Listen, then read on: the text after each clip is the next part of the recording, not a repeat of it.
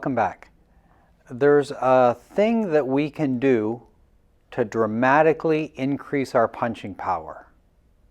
And I want to talk about it today and make sure that it's well enough understood that if you want to explore it, you can. And that thing is to keep your back heel down when your punch lands. So the punch lands with the foot.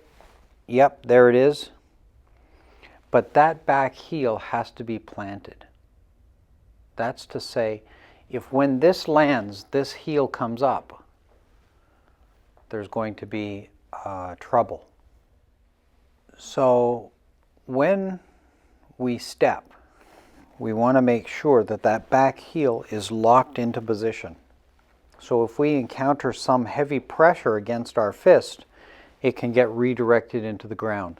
If we hit and our back heel is up, we're going to be pushed backwards.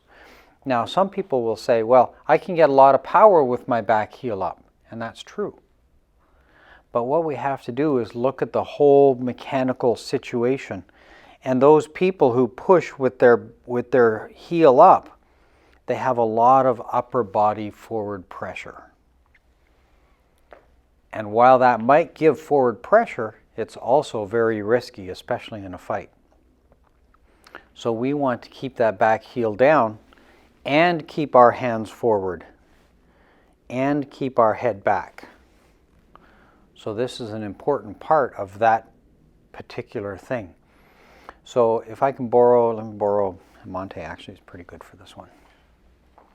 And when we play our Chisao is kind of like one of our foundational drills. So it works all the time, and this should allow us to train our habits, this Chisao exercise. So I'm going to do this technique, and when I hit, I'm going to make sure that back heel stays down for power.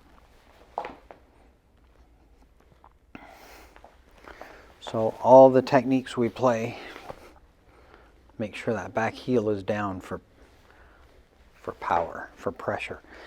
And if he decides to step in against that, he's going to run into some trouble because of the connection. So make sure that back heel's down. Change, give me something fun. Yeah.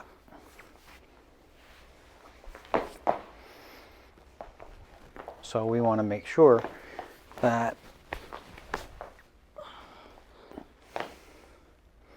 that back heel is down, gives us some power. Thanks.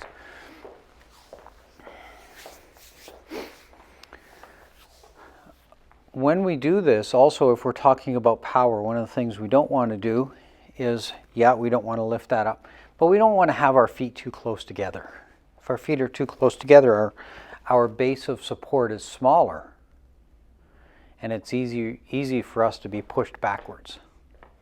So we want to make sure our base of support is a little bit wider, especially when we're attacking.